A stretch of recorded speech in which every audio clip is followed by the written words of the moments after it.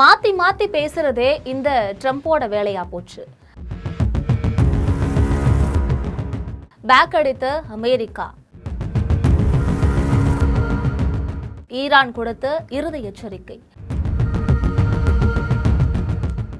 உலக அரசியலில் அதிரடி திருப்பம்.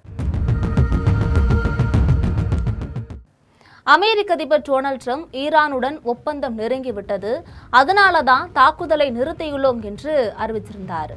ஆனால் அதற்கு சில மணி நேரங்களிலேயே ஈரான் அப்படி எந்த ஒப்பந்தமும் எங்ககிட்ட இல்ல, அமெரிக்காவிடம் தாக்குதலை நிறுத்துங்கள் என்று நாங்கள் ஒருபோதும் கேட்கவே இல்லை அப்படின்னு பகிரங்கமாக குற்றம் சாட்டியிருக்காங்க. அப்படியானால் யார் சொல்வதுதான் உண்மை அப்படின்னு கேக்குறீங்களா?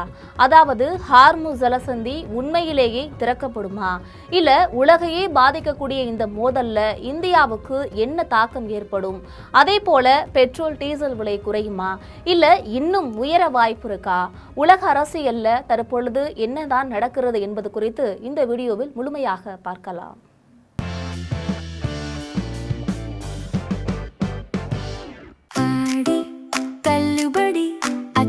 பேரும் 6 முதல் 60% வரை ஆடி தள்ளுபடியுடன் சூப்பர் சரவணா ஸ்டோர்ஸ், சென்னை, மதுரை, கோவை. உலக அரசியல்ல ஒவ்வொரு நாளும் ஒரு புதிய திருப்பம் அரங்கேறிட்டு தான் இருக்கு. நேற்று நண்பர்களாக இருந்த நாடுகள் இன்னைக்கு அப்படியே எதிரிகளாக மாறிட்டாங்க. இன்னைக்கு போர் நிறுத்தம் என்று பேசுபவர்கள் நாளை மறுபடியும் தாக்குதலை தொடங்குறாங்க. இந்த பின்னணியில தான் தற்பொழுது அமெரிக்கா, ஈரான் மற்றும் மத்திய கிழக்கு நாடுகளை சுற்றி ஒரு மிகப்பெரிய அரசியல் நகர்வு இருக்கு அப்படின்னு சொல்லலாம். அமெரிக்க அதிபர் டொனால்ட் ட்ரம்ப் வெளியிட்டிருக்கக்கூடிய ஒரு அறிவிப்பு உலகம் முழுவதும் கவனத்தை ஈர்த்திருக்கு. ஈரான் மீது நடத்தப்பட்டு வந்த தாக்குதல்களை தற்காலிகமாக நிறுத்த உத்தரவிட்டதாக அவர் கூறியிருந்தார்.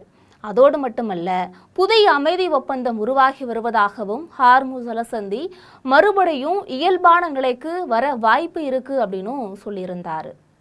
ஆனால் அதற்கு சில மணி நேரங்களிலேயே ஈரானிலிருந்து முற்றிலுமாக மாறுபட்ட பதில் தான் வந்துச்சு. எந்த அமைதி ஒப்பந்தமும் இல்லை, அமெரிக்காவிடம் தாக்குதலை நிறுத்துமாறு நாங்கள் கோரிக்கையும் வைக்கல, ட்ரம்ப் கூறுவது உண்மைக்கு புறம்பானது அப்படின்னு ஈரான் வெளிப்படையாக சொல்லிட்டாங்க. இப்போது உலக நாடுகள் கேட்கக்கூடிய முதல் கேள்வி என்னவென்றால், உண்மையை சொல்வது யார்? ஒருபுறம் அமெரிக்கா, மறுபுறம் ஈரான், இரண்டு தரப்பும் நேருக்கு நேர் முரண்பட்ட தகவல்களை தான் வெளியிடுறாங்க.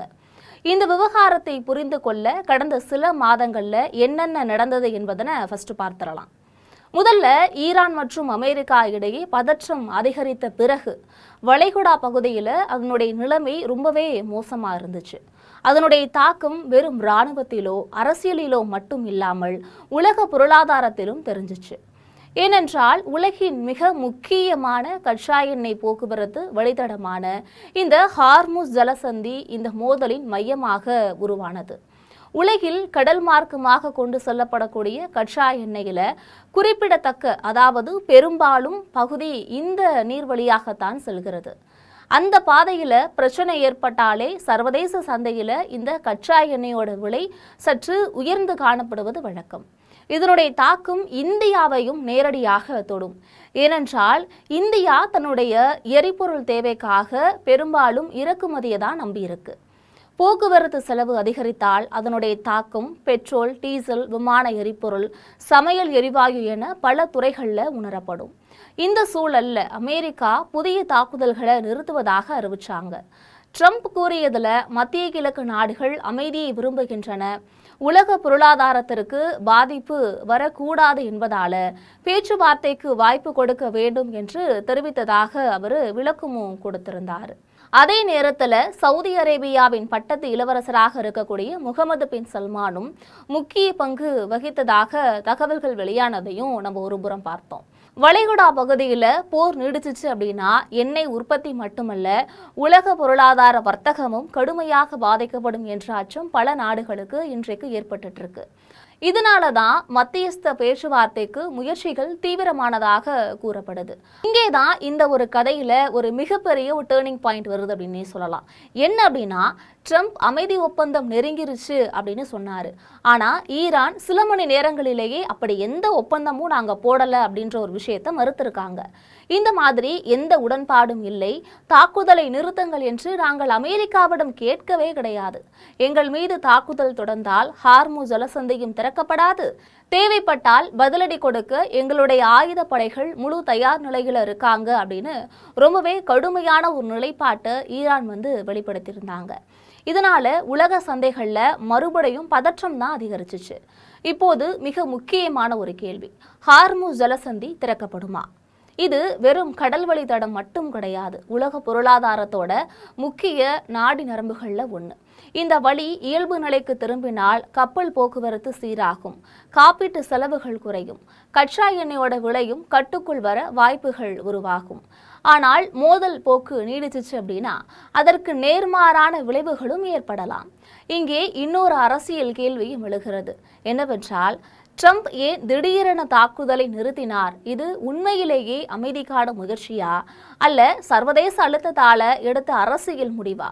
பல அரசியல் ஆய்வாளர்கள் கூறுவது என்னவென்றால், மத்திய கிழக்குல நீண்ட கால போர் நீடிச்சிச்சு அப்படின்னா அமெரிக்காவுக்கும் அதன் கூட்டாளிகளுக்கும் பொருளாதார மற்றும் அரசியல் சுமை அதிகரிக்கும்.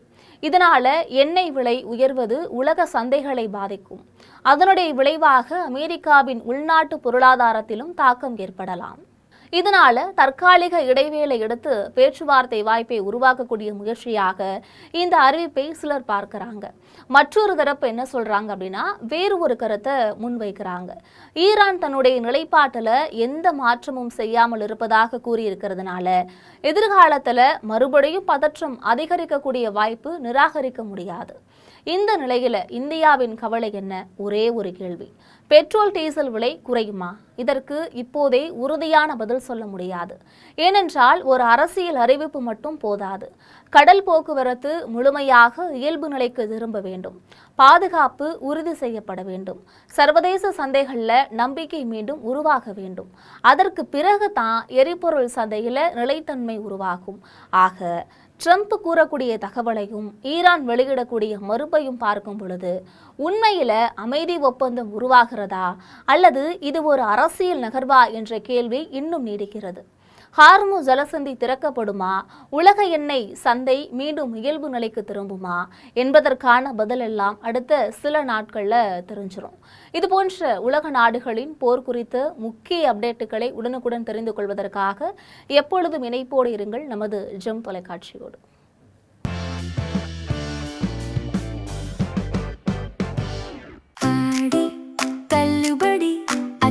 பேரும் அல்லம்படி 6 முதல் 60% வரை ஆடி தள்ளுபடியுடன் சூப்பர் சரவணா ஸ்டோர்ஸ், சென்னை, மதுரை, கோவை.